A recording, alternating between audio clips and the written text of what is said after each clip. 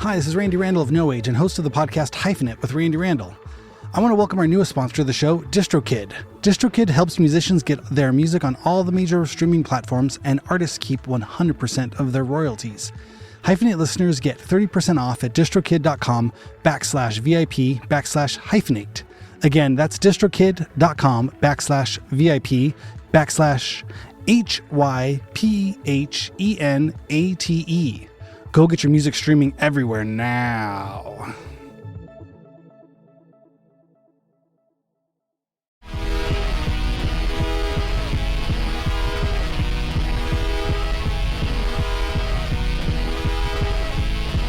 What's happening? Thanks for tuning into Hyphenate Halftime with me, your host, Randy Randall, and my good friend, co-host, Mr. Aaron Farley. This is Monday, Labor Day, September 2nd. I hope everybody is at home and not on a train or commuting or doing anything that they normally do on a Monday, but hopefully not asleep. Working.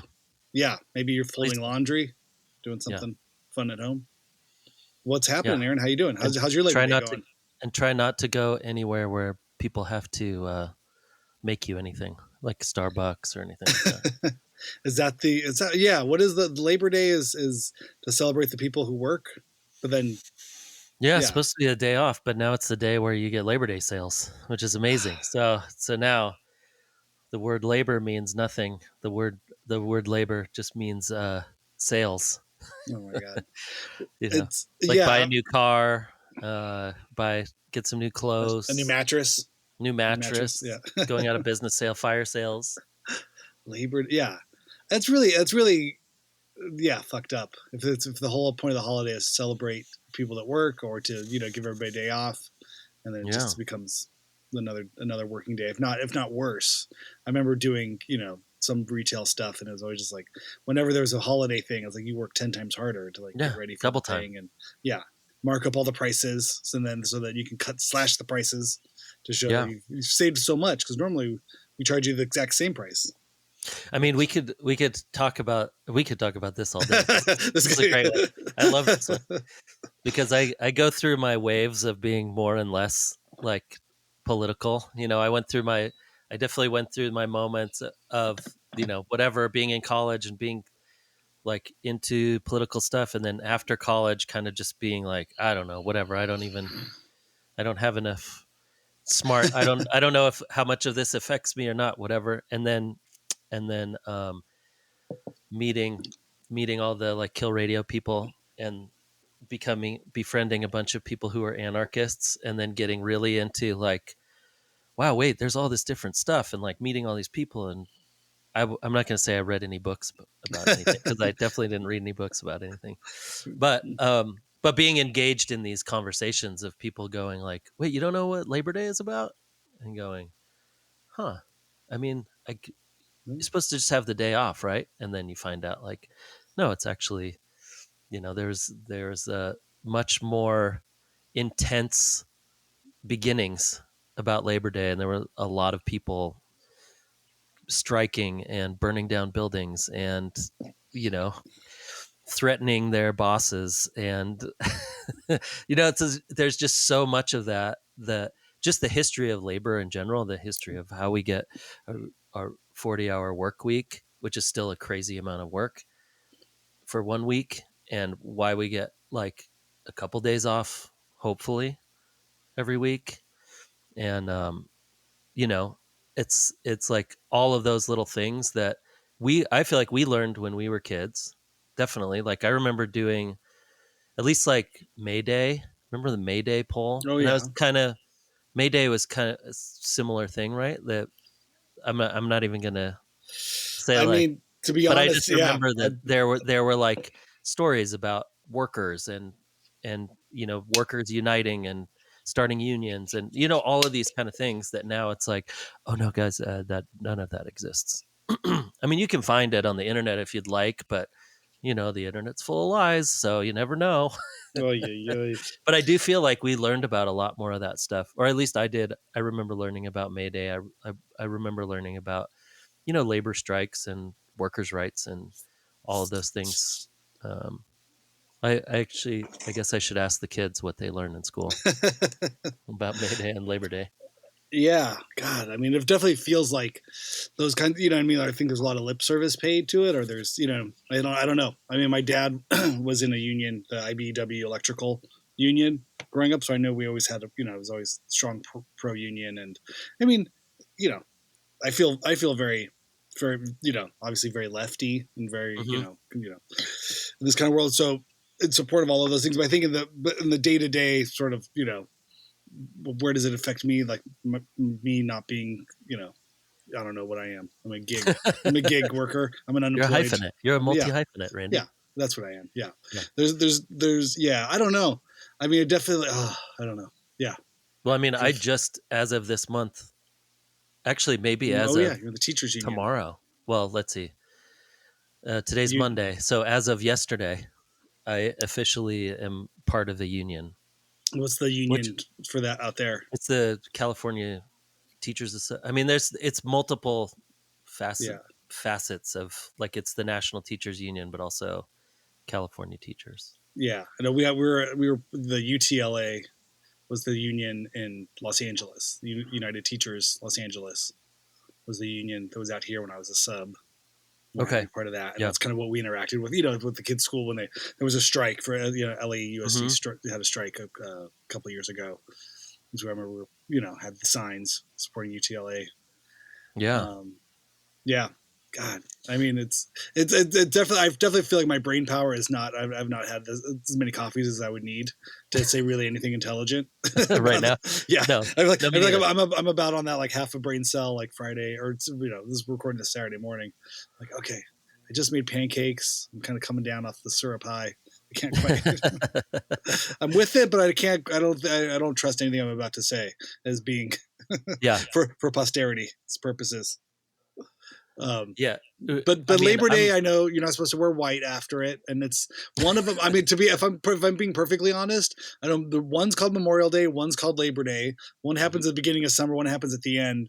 I think I've mixed up those. Maybe Labor Day starts at the beginning, that's in May, and Memorial Day is in June. I don't know. You know what I mean? I'm kind of about that with you're always that level of engagement of like, I think it's a thing. I don't know. You get all of a sudden it always sneaks up on me. There's always like a long weekend. You're like, well, why didn't I know that? We should have planned. We should have done something cool. Why didn't we plan to do anything? I'm like, oh, you didn't see it on the calendar. Like, I had no idea. Everybody's off Monday. Ah, shit. We should have gone out of town. We should have gone camping. We should have done something. Yeah, that's how. Yeah, that's the gist of it. If I'm being perfectly honest, is usually something around that. There's something at the beginning of summer, end of summer, and then I'm always missing it. And going, shit. Oh, next year I'll do something. It always just sneaks up on you. Totally. Like, that's my general sort of like, personal feeling about it. I'm sure politically I could come up with something smart or witty or interesting to say, but I just the gas takes pretty empty at the moment. That's not our job. That is not our job to come up with anything smart or witty to say. Maybe witty. Maybe witty. Yeah. It's supposed to be witty. I don't know about smart. But yeah, no, I think I mean, I always remember starting school after Labor Day.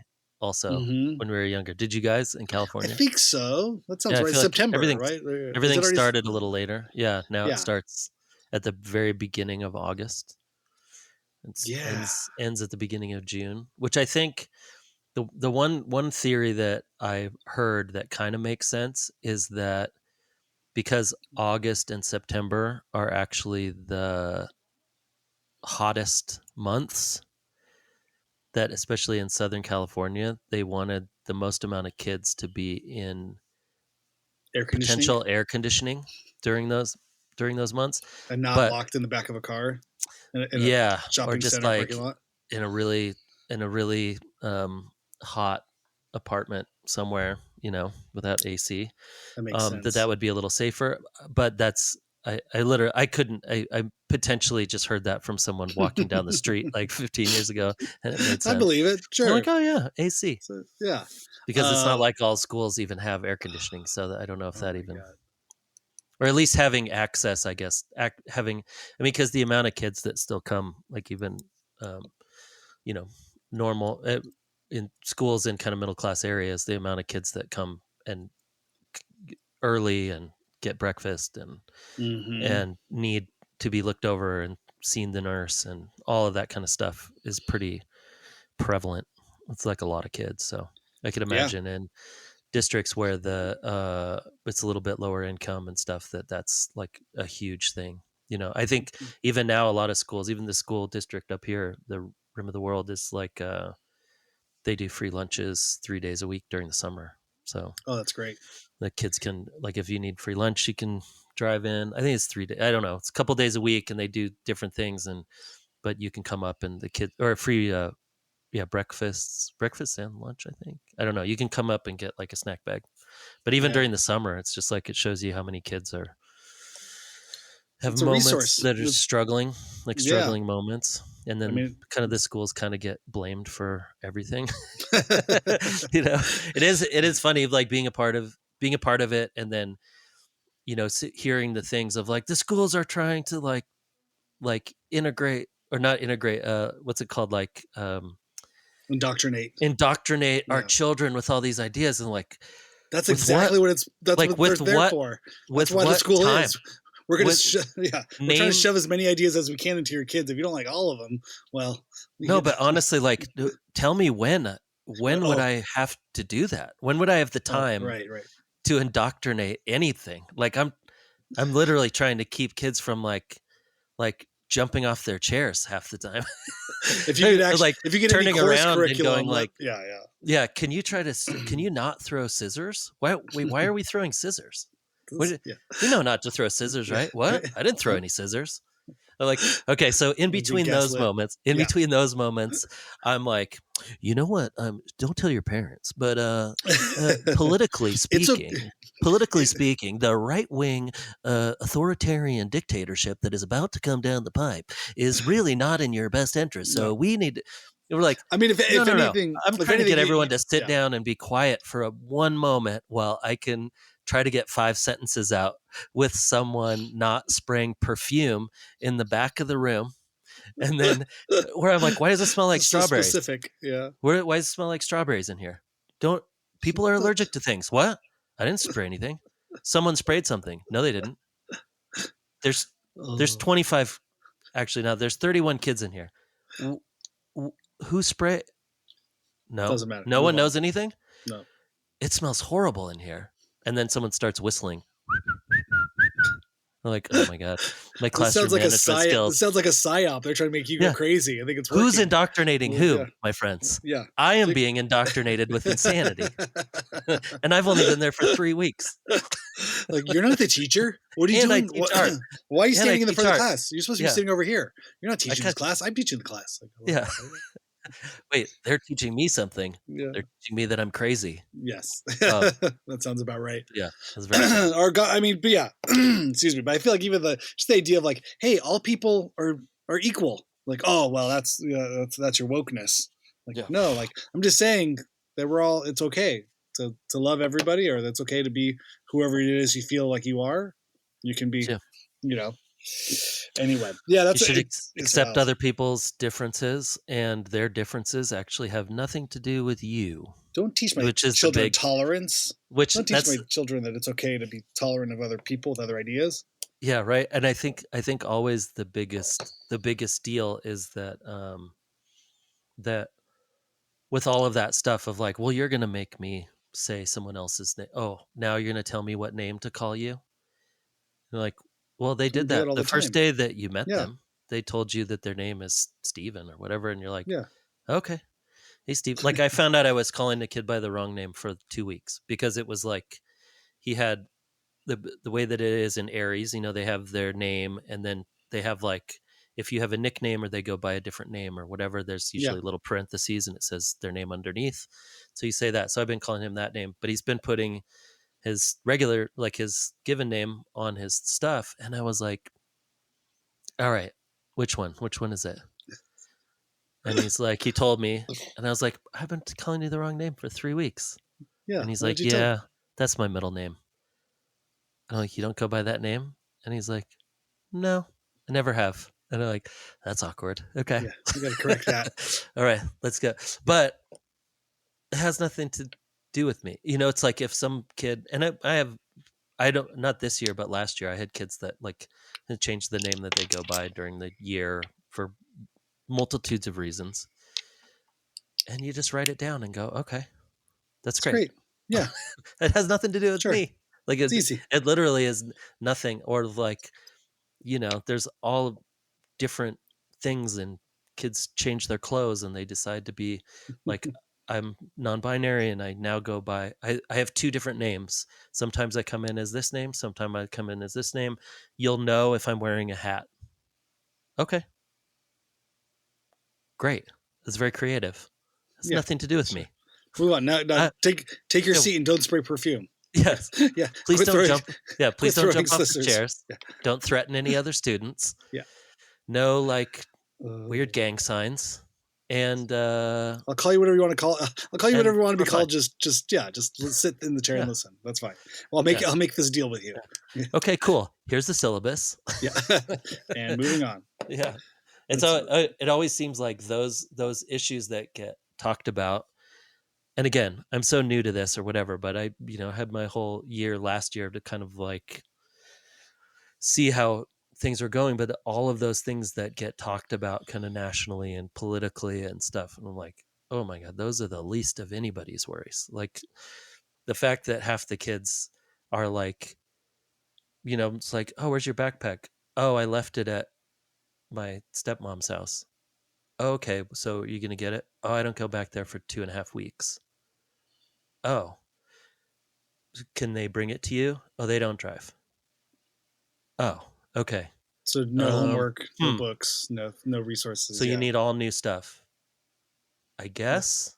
Do you have any pencils? No, I don't have any pencils. Like those seem to me to be like, that's the main thing. Like the issues that things stem from. I don't know how much things stem from like a teacher actually teaching a certain thing. Like I kind of feel like, especially in middle school, like once the kids leave, they're just like ready for lunch. Yeah. or they're just like worried about the next class, or their friend group has changed, or they're whatever. There's so much of those little things. They're like, okay, go ahead, fight about the national stuff. I don't know if whether you changed any of that stuff other than funding. When the funding breaks down, obviously things break down, but all the other things of like, well, now we have to teach things from 1742 to 1890. And we're like, okay, sure. Let's do it. And we're not going to teach labor. Okay. I mean, what are we going to do? But yeah. It's a tricky one, man. It's a minefield out there. Everywhere you go, minefield. It's just a way to step on stuff. I really do think though, it's like September, outside of Labor Day, I think more importantly, especially for us, is I think this is the beginning of Halloween season. I think Halloween now is not just a day, and it's a season that starts somewhere around mid-August and goes till the end of October. I don't know if you're aware of this. Has this crept into your life? The Halloween season that you can start decorating your house, put your Halloween decorations up, like before the end of August. So I'm not a big Halloween guy. What? But, how are you not a big Halloween guy? What is this? Who hurt you? Did you get razor blades? I did not. Your apple? I did get. I had a heavy fear of clowns and people in masks until I was as a young person, as a kid. Yeah. Oh, that sucks. And I think that and even like when you go to like mascots, hated mascots. Oh, you mean at like the baseball games up and stuff? Yeah, you couldn't hang with that. Oh no. No, every time they'd come near our I didn't know this about our you. aisle. Oh yeah, oh, no. I've gotten better, but it took a long time. I can handle a clown or two now. But wow, so no Halloween haunts, not Scary Farm, none of these things. No. Oh god, no haunted houses, no mazes, no. I've done a haunted house like once, I think. Did you ever stick your hand in a bowl of like peeled grapes and I did that. their eyeballs? Yeah, okay. I'm okay with that. Okay. I'm more worried about like the guy with the chainsaw with no chain on it. Yeah, I can't handle it. Yeah, I don't know why. Even though I'm like, this seems fun. It looks like everyone's having fun.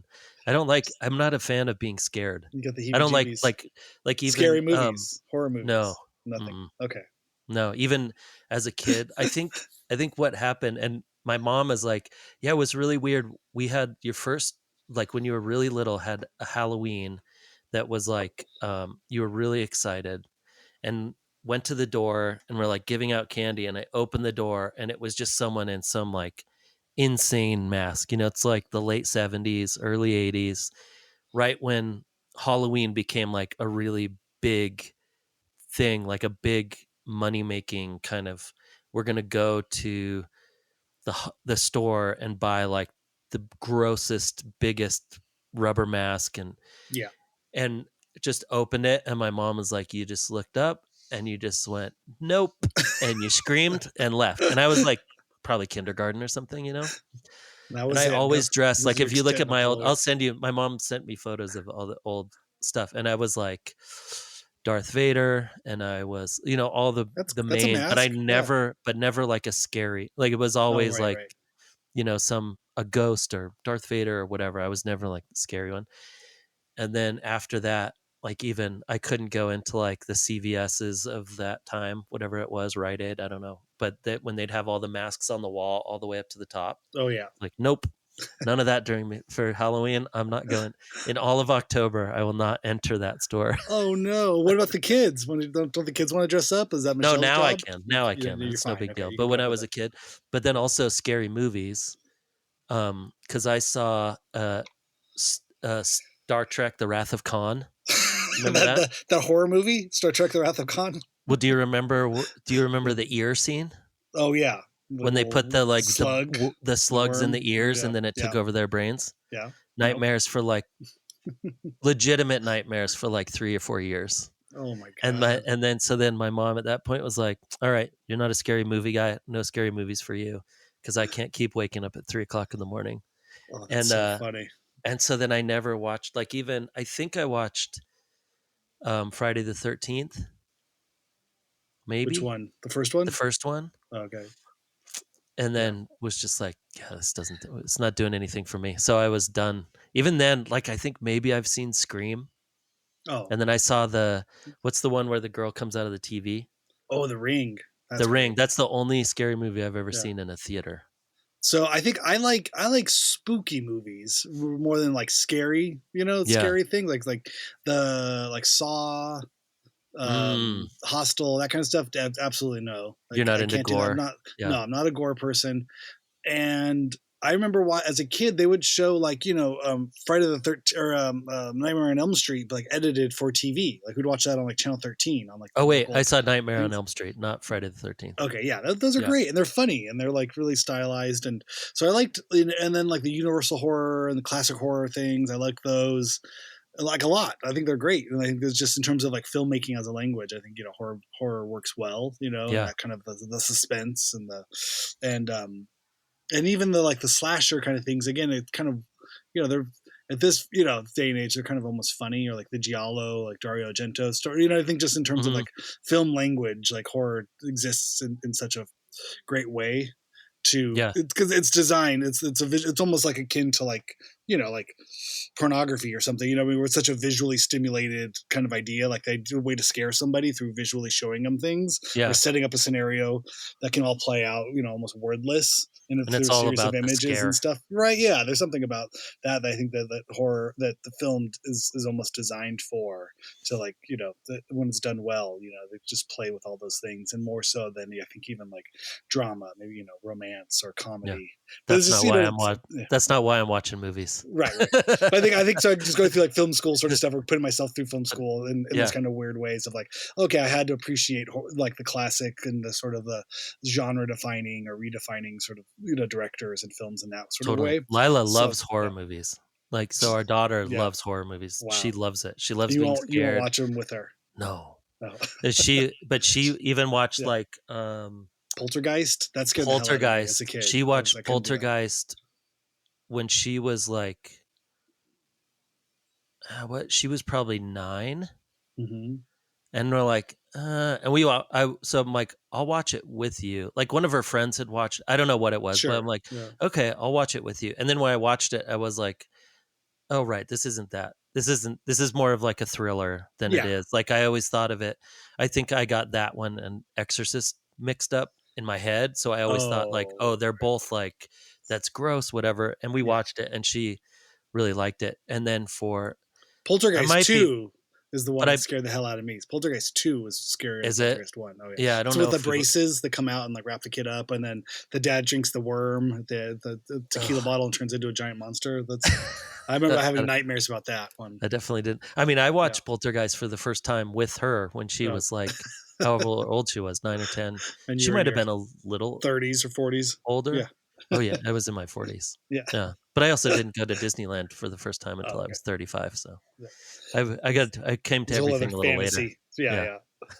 Oh my god, that's hilarious. Well, I'm excited. We should have an ongoing Halloween check-in. See how you're doing every week as this holiday season progresses, starting in September. For the next 8 weeks, we can officially say we're in Halloween season. Halloween season. So to see what your take is, we check in, see if you've seen anything scary or experienced anything. Do you plan your outfits really early, or do you wait till the last minute?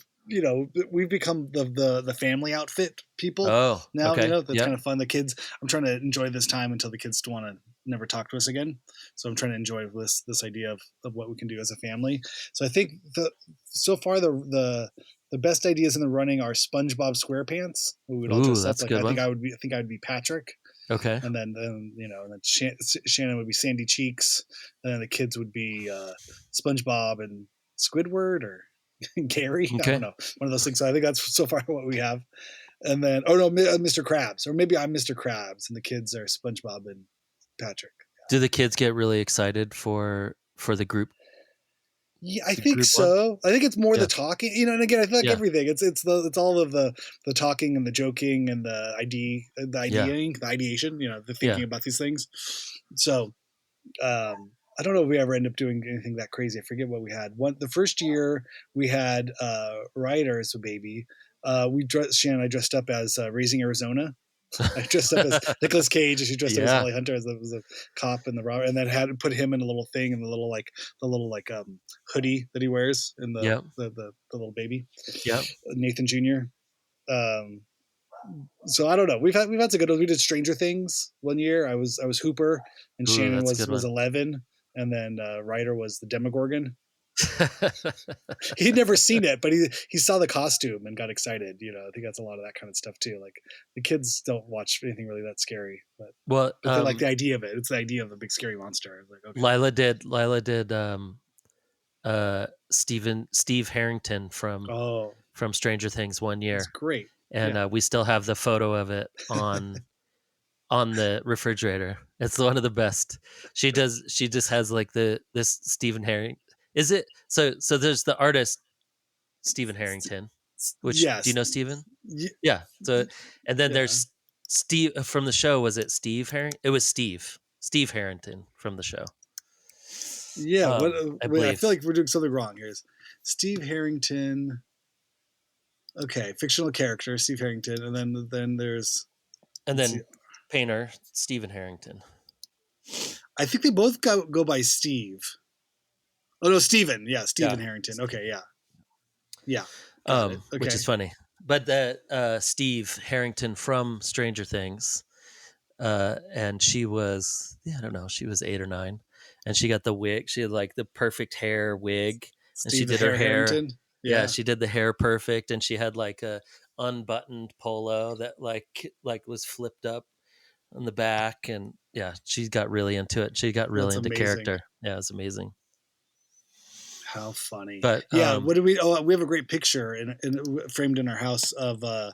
I think 2 years ago, and we went to like a haunted house, and I was dressed up as Batman. We also did this thing. Just as parents, we just had the big kind of pajama onesies. We just bought some of those so we could take the kids out. And we went trick or treating a few times up in Spokane. We'd be up there around that time because it's also around around Shannon's birthday. So we'd go up there and have I think it's I mean Halloween in Spokane is great. It's so different than LA because you can kind of walk around and it's cold and it's it's a little chillier usually. Sometimes seasonal. It'll snow on Halloween. think we had a snowy Halloween up there once. And the Yeah. kids were Spider-Man, and they like switched masks, because we have other cousins, it's more fun to do stuff like that. So yeah, we just had like the adults just kind of onesies sort of thing just to wear, like, so, okay, this is warm, we can push the kids Yeah. around. So I think I was Batman. Oh no, Shan's Batman, and I'm a dinosaur, and then Ryder was like a Grim Reaper. He did that one for a few years, just kind of a big cloak, hood, and Yeah. I'd paint the skeleton thing on his mask or on his face, Yeah. and then Wilson, I forget what Wilson is, but it's a great picture because then Wilson's like maybe 3 years old and he's like picking his nose, and Yeah. we're all standing for the picture, and then Wilson's like picking his nose. It's really good. And it's in black and white. And our friend Vice Cooler, who's a photographer and kind of filmmaker, he was documenting all these haunted houses, these like kind of homemade haunted houses. Oh, For that's I think cool. he's had an ongoing project, so he goes to all these kinds of things. And so we ran into him there and he took our picture and then he showed it to me. I was like, this is a great picture. This would be so fun to blow up big. And then I ran into him a few months later. He's like, hey, I printed this for you. And it's huge. It's one of those, it's really fun. So I reframed it and it's a fun little Oh, that's slice awesome. in time of our family all dressed up as Halloween. So, I mean, and I think that's the thing I like is just even the style and the accoutrement, all the spooky fun stuff, the cobwebs and all of the, Yeah. I don't know. I think it's just fun. There's like that kind of that border, that line of whimsy and fantasy. And then, kind of, it's a place I think where it's sort of allowed for adults to kind of be kind of stupid, kind of silly. Totally. Well, that's what I was going to ask right. too, is that because I remember maybe once or twice my parents actually dressing up. Mm-hmm. Oh yeah. But it was always, I feel like it was when we were older and then they were actually going to like a adults Halloween party, like with their friends or something. Yeah. But they never, I feel like even when we were little, when they would come out with us, I don't think we definitely didn't ever do like a family costume. But I'm wondering when that started, because now, like when we had kids, every single family that we were friends with, or even when we would go trick or treating, all the parents were always had some kind of costume on with the kids, even if it wasn't like a family costume, but they would put like Freddy Krueger pushing the stroller or whatever, Yeah. But that all the parents and adults, I feel like it has become more of a like full family thing now, which is Yeah. great. Yeah. I love it. I think I remember my mom one year dressed up as a Ghostbuster, but it was like Oh, that's just like kind cool. of like a white jumpsuit with a pizza box taped to her back when it's in a vacuum tube, Yeah. a vacuum attachment to the front of it. It was it's like Yeah. So much of it too back then was like really trying to build a costume. Like there weren't yes. so many places, so many options to actually just buy like a thing. Like you really had to figure it out and go. There was a lot of cardboard involved usually, and Mm-hmm. there were a lot of, like, I looked at Paint some and of spray our paint. masks, Yeah. like some photos of some of our masks, and I was like, "Oof, I must have made that one." That's a It's an Well, interesting yeah. looking whatever it was. Whatever that is. I Yeah. know my mom liked to sew as well, so she'd get patterns. So that's the thing, before you Oh, buy costume, right, right, you could right. like buy the patterns and then Yep. sew things. And I think one year I was the Cowardly Lion from I think Ooh, when I was yep, little yep. for from Wizard of Oz. I'm Mhm. sure that was probably like a mom's suggestion. Like, why don't you go as this? And she got the fur and everything and made a little suit with a little Yeah. zipper on the back. And then the next year, or the next year or the year after, or something, I wanted to be Alf. And so she's like, we could use the Cowardly Lion costume, just reappropriate that. And then Oh my god. we found an With the Alf elf. mask. Yeah, the big Alf mask, like Don Post, kind of big rubber nosed Alf Oh my mask. But I god, just that's wore amazing. the same furry thing and then put that on. I loved Alf as a kid, I man. know. So did I. I was That was just my watching jam. some Alf bloopers popped up on my Instagram the other day, and they were really funny. It's incredible. I'm like, I think I'm getting old. I think that Alf bloopers are hilarious. I'm gonna start sending these around. And it's Yeah, like when your grandpa would go like, "Did you read those jokes in the paper?" I'm like, yeah, yeah, grandpa. Those yeah. World War II jokes are real funny. Those Alf bloopers, Dad. Wow, really got me Yeah, going with that one. really. Boy, that's a chuckle a minute. Yeah, I follow an Instagram account that's like Save Alf or Bring Alf Back or one of these things. It's like a kind of a repository for all I feel things like it Alf. could work. I feel like you think of those TV shows like that one, and then what was the one where the girl was a robot? Oh, Um, Small Wonder, Small Vicky, of Wonder. course. Yeah, you had Small Wonder, and then And the you other one where have she was an alien. Out of This World. Is Out that of the one This where she World. put her fingers Yep. together and stopped time? Oh, That was right. great. Yeah. Yeah, and the And dad then was like a crystal like cube or yeah. something. Yeah, And then it's you a great had one. like Third Rock from the Sun, where Oh they're yeah, all yeah. Aliens. aliens and trying to be human. And then you had what's the one where it was just all dinosaurs? Oh yeah, dinosaurs. I think it was just called That Dinosaurs. was just called dinosaurs, but it was actually people in Mm. big costumes. Yeah, Baby It's like Sinclair, not the boom, mama, boom. Yeah, not not the the mama, mama. not the mama. It was huge, huge. Yeah, massive. Yeah, And it was so normal. Like to watch all those shows and be like, "Oh, we're going to watch Small Wonder where and the neighbors would always be wasn't there the one kooky neighbor who was like, I'm gonna figure this out, there's something weird with that robot, there's something weird with that girl, and then they would get so close every time and then like never be able to prove it. He'd never prove that. What oh, are it's the great. other wait what Well, did some other it comes in the tradition of things like Bewitched and I Dream of right Jeannie. You know, I mean, from right kind of the '60s. You know, like sort of the high like concept sitcoms. like all those sitcoms were so weird. Like you could Mm-hmm. just you getting away with these, or Mork and Mindy. I guess that's a Oh, good of one too, course. right? Yeah, Mork yeah. and Mindy. All great. A lot of like aliens coming into and having to figure out normal human life. That's Yeah. a weird. That's a strange one that concept keeps Well, like it's a setup for fish out of water things, but right, also a way to reflect what's weird about normal life if you have to explain it to someone else.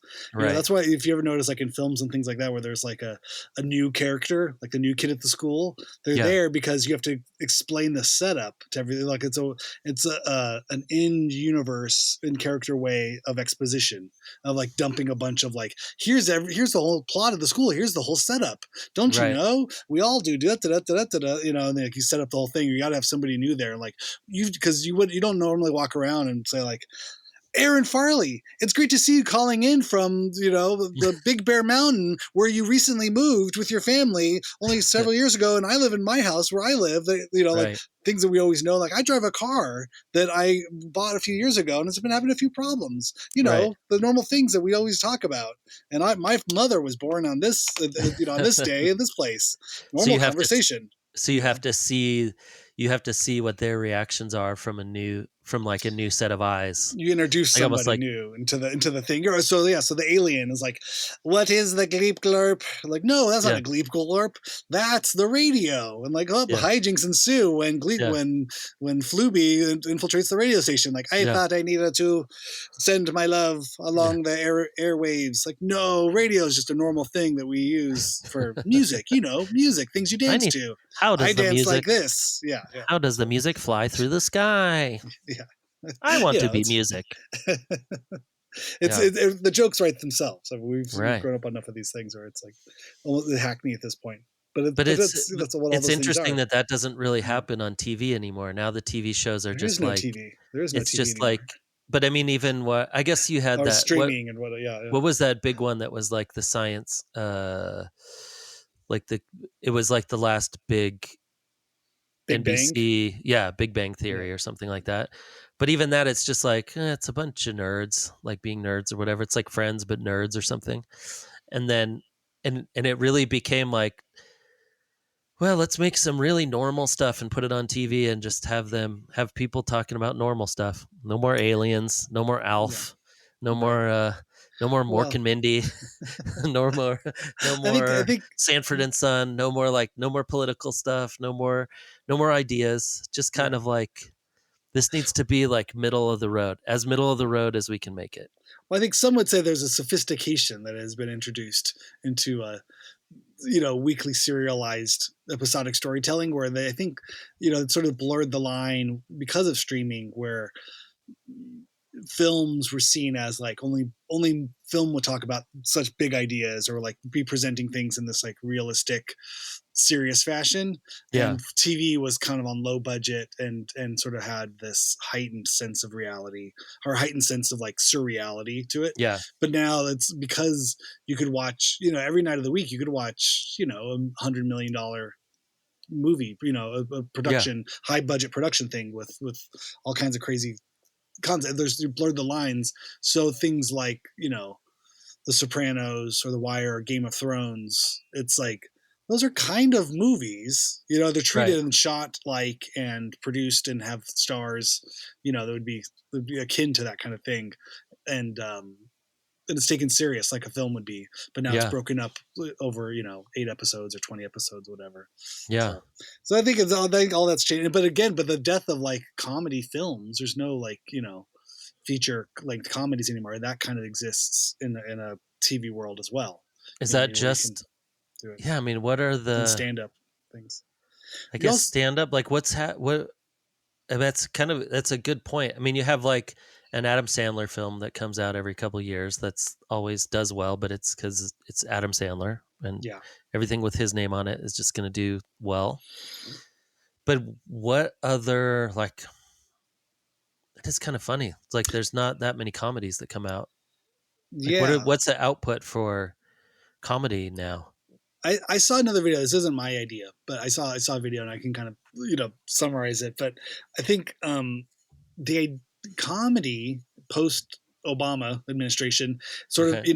and everybody's the culture writ large in America. I think is there's a sensitivity to things, and comedy really works when you have a shared sense of what the normal is or a shared sense of what status quo is, and then you have a Mm, character that upends that yeah. in that kind of way. But there has to be a shared sense of like this is normal. Richard Dreyfuss is just a guy, is just a doctor, and his crazy patient is going to come spend the weekend with him. Like, what about Bob? You Yeah. know what I mean? But there's a level of criticism and sensitivity around like, well, why are these just two rich white men, at their lake house? Like that Right. doesn't service everybody. Like, there's no black people in What About Bob? Yeah. Like, okay, so we can't make that. Okay, well, we'll make it just like, and I think everybody twisted themselves in pretzels, in some ways of trying to play to everybody. But I think like all culture is either hyper diversification and sub genres of everything. Yeah. There is no one water cooler sort of culture, right? I mean, there's that kind of idea, but specifically what that means for comedy is that you can't make jokes because you don't know who the audience is. You have to have an agreed point of view for a joke to land, and you have to Right. know the audience you're talking to. So my interpretation, and reflecting the thoughts of this video that I saw on Instagram, was that it sort of became the world of stand up, sort of the rise of this third wave, of fourth wave, fifth wave, I don't know, whatever it is, of stand Yeah. ups, because one person can have a point of view. Like Joe Rogan says, this thing, and that comes from Yeah. Joe Rogan, and he can kind of take responsibility for that. People may like it, people may not like it. He has an audience. Yeah. He has people who hate him, but he can take the hit, and he can be the person where a whole studio wouldn't say the thing, Wouldn't do wouldn't that. put that in a movie. And You you know what I have mean? But like, a singular person is allowed to have an opinion, whereas a large corporation that makes billions of dollars a year cannot really have an opinion. they don't And want to take they don't want that's to why take jokes that don't work, risk. comedies don't work. Right, exactly. Or at Or least they've what, become so risk averse to not put out that's what I was going something to that could say. offend anybody. Right. This what I was going to say is that it's not even that comedies don't work. It's just that the companies are so large at this point that no one wants to take the risk of them Why? not working. Why risk it? Exactly. Yeah. Yeah. Well, I And still like, I think a lot of those comedies could come out and the majority of the people would be like either like it or just go, this is not for me. I think but a vocal like, minority will go online and say, cancel this company, we have a lawsuit on hand, or or yeah, for whatever yeah. reason, it goes on both sides. I think the right is sensitive, the left is Oh my god. sensitive. You know what I mean? Well, Both, I mean, the right is sensitive everyone's to Disney. right, and the The left is right is sensitive sensitive to to, like yeah, to princess everything else. movies. Yeah, So it's like, so you get that, like that, those sensitivities where most people are like, I would love to sit down and watch a good comedy, right. Yeah, whether I like it or not, or agree with all the jokes or not, or like, I it's think that's interesting. I the wonder too general if, idea for that. Yeah. Oh yeah, sorry. I wonder if a lot of that, also a lot of that energy that used to go into writing for TV has now just gone online, and now it's like, every comedian has like a podcast now, and so they have like these big, these more of like they're putting out a couple podcasts every week, and whether it's with interviews or like some comedians just do like 20-minute rant every week or whatever, and that's where that like the audience is actually going to be like, well, I actually want to just listen to something at work. I don't really have time to watch a whole comedy, but I would love to listen to someone say, funny some stuff while I'm funny like doing observational data things. entry Yeah. Or in the during the drive, or day the or drive to something, work, or on or the the drive to folding the work. laundry, or at the gym, Yeah. or something. Exactly. I think it's I think it's similar to this for the same reason why we don't see boobs in movies anymore. Is there's you know what I mean? Oh my Like God. in the 80s, every movie, whether it was an action movie or it was a comedy movie or anything, like some poor woman or a young actress or somebody would just had to take their top off, or didn't have to, but it was it was going to be in the movie. It Somebody was was, there was there was going to some be boobs in the movie one way or the other, however at it some happened. point. Yes. So, but Every but single comedy. Like when you oh, watch of all those old course, comedies yeah. like Ski School and like all that Well, yeah. stuff, I'm like, "Oh my God, I used to watch this all the time." And then you watch it and go, "Ooh, that's Oh no. problematic." Why are they Ah, walking into a strip ooh. club? Yeah. Why is Wait. Axel Foley in a strip club? Why is Arnold Schwarzenegger in a strip club? Or just Why like is yeah. are like, "Oh, that's the characters? Okay, those are the only character, right, okay." And then they're treating okay. She walks in, eek, okay. Yeah. Did they Wow. need that? Like Okay, this no, they isn't had to. funny. Yeah. All right, that's okay, that part's a little funny. Oop, nope. Okay, Nope. that went too far. Weird. All right. Mm-hmm. Yeah, I don't remember this movie being like this. All Right. right, next. I Yeah. mean, that's the thing, like I feel like even with our kids, some 80s movies that were just very seemed like very unproblematic, or even like Monty Python. Like going to watch those, be like, "Oh, this is so funny." And then like, "Oh, I don't remember Yeah. that part. Yikes." Okay. And Yeah. realizing like, "Oh, these okay, it's good. I'm glad people are still watching these movies and these are still out here, but Well, I these are told you problematic. This is a even lot trying to more even trying to show problematic than I Ryder remember." the first season of The Simpsons, how strange that is. It's like he's at a bar every night, and everyone's smoking. They're smoking inside at a bar, and That's so funny. and it's like, well, Dad, you don't hang out at a bar, with a bunch of drunks every night. Like, no, no, I don't. But Yeah. then also then they go to church. I'm like, well, Dad, wait, why do they go to church every week? I'm like, yeah, we don't do that either. Like, Yeah. it's like it was a different world. And like, It is wait, weird. the mom doesn't work, just the dad goes to work. I'm like, yeah, that's different. Okay, yeah, it's there's it's just a different. It reflects on such a different world. But but the idea of the rise of online pornography is you see that everywhere. Yeah. That's just readily available. So you don't need to put it in the film. There's no like the sensationalism of like, oh man, you and all Yeah, like the right. horny teenage guys are all going to go see some movie just because somebody got naked in it. It's like, no, we don't need that. We can see that anytime we want Yeah. to see it. In the same Yeah. sort of way of like, why would I go see this ham-fisted setup where Rodney Dangerfield has to go back to school? Just you know what I mean? Like he's like, hey, I'm an old guy and I'm back in college. Oh, Hey, I'm where gonna it's go like, off well, the just diving board. I could just listen to Rodney Dangerfield's podcast. He produces like 4 hours of new content every week. Right. That to have to pay to go see a movie with this whatever the comedian of Totally. the day is. Somebody And who's to also Chris Rock or whoever. It's like, yeah, this is. I don't need to see a well, movie and to built also around think their that persona. a movie, just because we're so used to the movies being like the height of Right. entertainment when we were kids, Garbage Pail that's like, Kids, well, the movie. where are the movie, like where are all the movies nowadays? And they're like, yeah, they might not work for culture. They don't work for culture the same way that they used to. And I mean, I honestly, I think music is in that same place because when we were kids, like it was so like you didn't have access to the bands as much, and a band would like go away for a year. You'd never hear anything from them for at least a year, maybe two, They're and on then tour or they're all of recording a and just sudden, silence. Yeah. all of a sudden, an album would come out of the volcano. Like there's an Oh, album, and then Use Your Illusion 1 and and 2. oh my god! Wow. Again, I stood in line at 11:30 at night because the Use Your Illusion 1 and 2 came out at midnight, and like we waited for the record and we got there early. It's like it was this whole thing, and you'd listen to these things and be like, oh my god, where's if you wanted to know where they got the ideas for the songs, or where that you'd have to read the liner notes, and even then maybe there wasn't anything, so you'd have to wait for the Rolling Stone article, and then you'd read the Rolling Stone article, and even back then there wasn't even like Spin, there was nothing else, but maybe Cream or something, right? Yeah. If there's still Cream at that point, like there was just so little things that you'd like hold on to these things as these sacred things. And then if you collected records, you'd look for the different colored vinyl and all of those things. It was this thing. And now that there's so much information and so many bands, and so you could just look stuff up, that it doesn't like it doesn't hold the same gravitas that it did before, even though the music may be just as good or better, or the songs may hit harder, or like just like, oh, this is great, but it doesn't hold the same cultural relevance. Music doesn't hold the same cultural relevance as it used to. Like now it's like more of an entertainment. Like you're not like hanging on the word of, I don't know if you could name any band right now or any artist that you like, people are like hanging on the word, like waiting for that artist to like say the next great political thing or the whatever.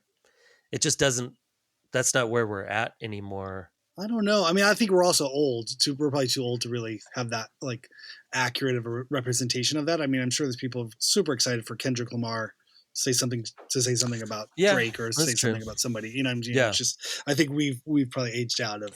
But also that whole thing was so intense for 1 month. Right. Right. Like that's how. And now everyone's like, oh, okay, that was amazing. That was super fun.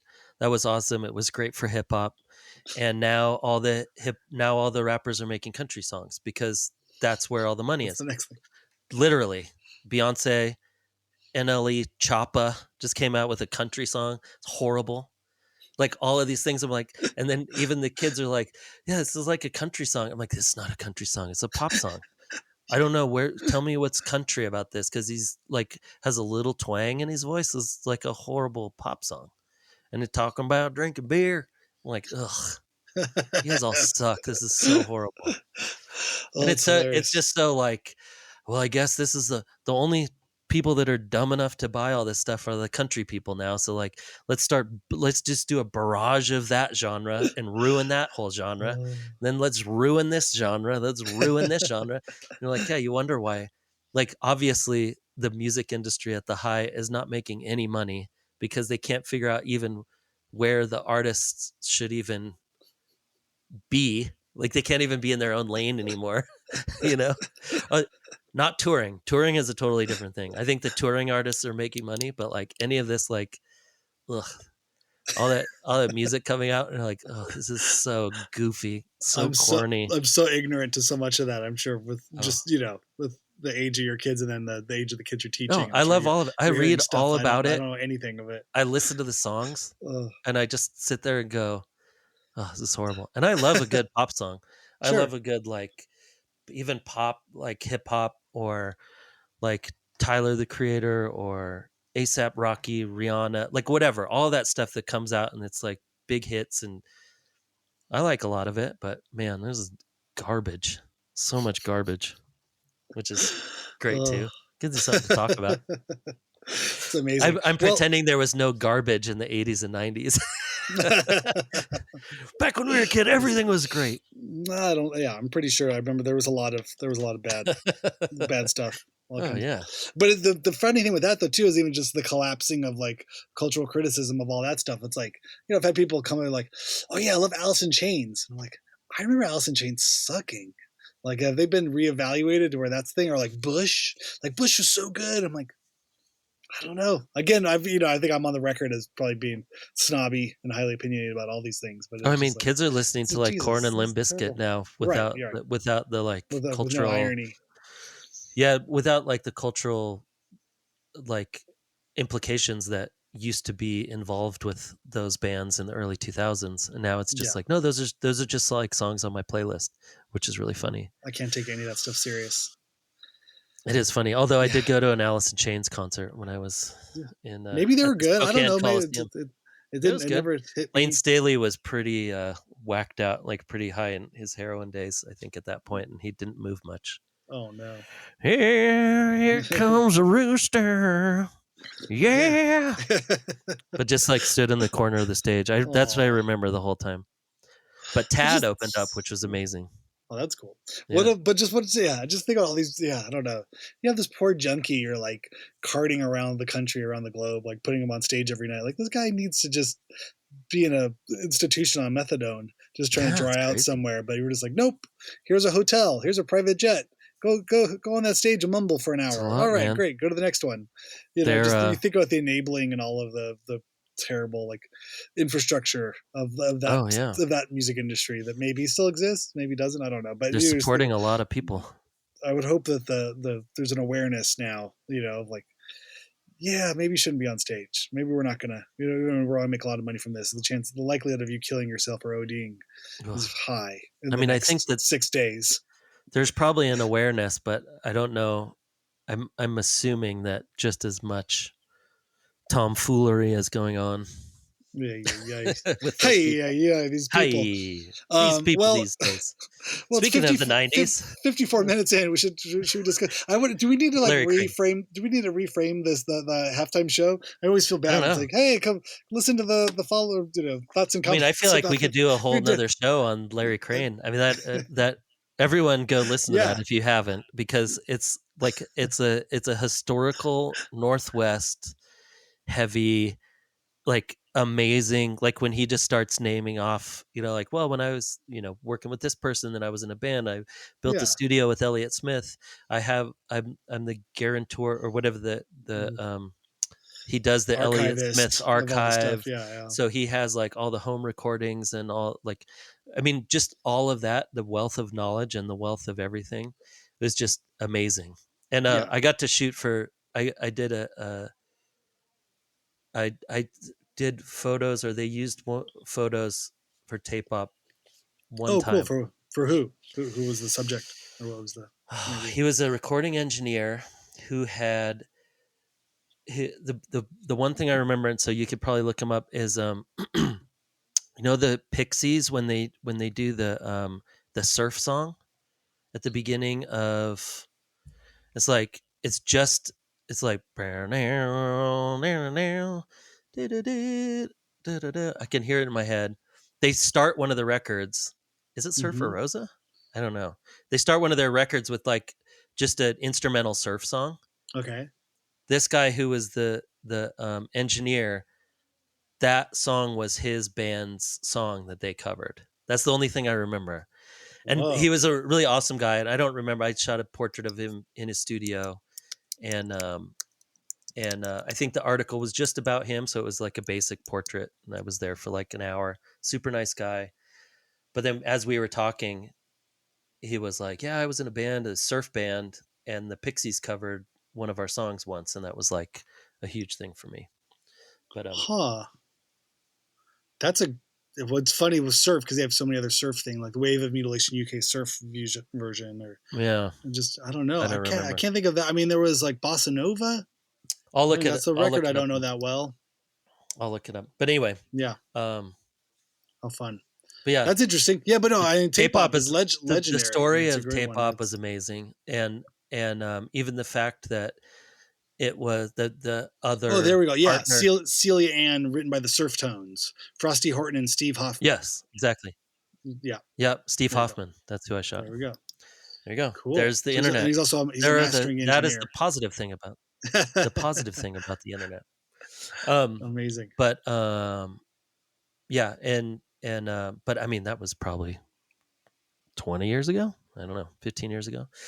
But the fact that the guy who also owned Heckler magazine owned Tape Op was Oh, a right. huge, because Isaac Walter I met him when he still worked at Heckler, or maybe had just finished working at Heckler. He was at Heckler for a while. Um, and that was an amazing skateboard magazine. I Super feel like weird. that was just before my time. That was like late 90s, Late, really? mid 90s, late Maybe because 90s. it was just NorCal based. Is that what it was? Yeah, Like, was I don't know. mostly? Yeah, I had like Slap, Thrasher Transworld, Yeah, Skateboarder, all this stuff. But yeah, oh, Heckler. yeah. Huh. But they always had like really weird, cool. And I think like even yeah, I don't know. I just knew Isaac from there, or had met him maybe right after he was done there. But yeah, so those stories, like just the way that he looks at life, and the way that he was like, yeah, my connections, like it was all just about art and making those connections, and then just keeping going and making things. I thought that was the most important thing that he said, was like, yeah, I just believe in making things and not being too precious. And if you think you need to make something and put it out, you should just make something and put it out and not worry about it too much. And I think that's so important. And it's actually one thing that I've been telling like multiples of my students in this last week, that were like, there's a thing called like that, a lot of kids have, that the paralysis of white paper. Ooh, yeah. Like when you're looking at a white sheet of paper and you don't know where to start, and you can't start, Mm-hmm. and you're too scared. You're too scared to even put a line on the thing, and like that you're going to ruin it. I'm scared I'm going to mess it up. That's what I hear so many times. So I'm like, mess what up? There's not even anything there. there's nothing there to mess up. But Put it's this something down paralysis of like thinking too much about the future of what the thing is supposed to be. And I think that happens a lot with any kind of creativity of like, well, this song isn't perfect, so until it's perfect, I'm not. And it's actually really it's a way to stunt your growth, to not ever finish something, because then you never have to put it out into the world to be critiqued. And so if you're always working on something, if you didn't you try. can never fail, right? Yeah. And then if you never fail, you'll never get better at anything, but you always have a project getting ready to be done. And it's almost like a adrenaline boost of like, well, when this gets done, it's going to be amazing. It's going to be perfect, whatever. And really, I just loved what he said about like, yeah, I don't know, if you record something in your bedroom and it sounds pretty good and you think you're done with it, then just put it out. Who cares? Yeah. So the bass doesn't sound great. Who cares? No big deal. And I just love that, because I do think that I've definitely been in creative paralysis of like trying to make something perfect. And then sometime I've gotten much better now about just like crumpling up papers and throwing them away, or like trying a painting and being like, oh, this sucks, and just putting it away and like starting something new, or like really editing photographs out and just being like, nope, this is done. Like, I'm not working on this anymore, or whatever, and just moving on. I don't know. I think I physically feel better. I think maybe I never will ever finish anything, but that's fine.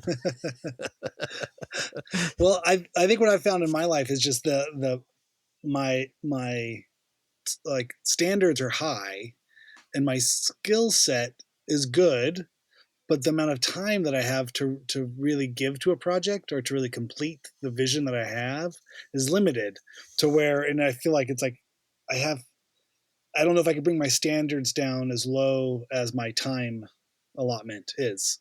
Like, it's like, this is the best thing I could make in 4 hours.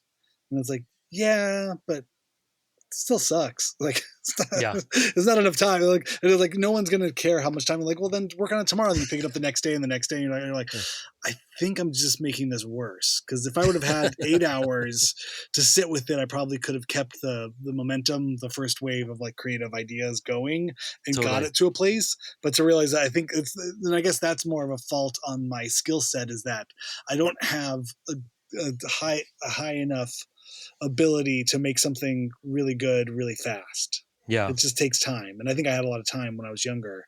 And I think I just built a technique that took a while. Sometimes it just takes a while to make a thing, and if you break it up over several days, you know, the 3-4 hour sessions is not the same as 1 12-hour like push on something. And so I think that's where I've noticed with my own kind of like music and the stuff I'm looking to do, it's just like, ooh. I come back the next day like, okay, well, let me start something fresh again. Let me start fresh here.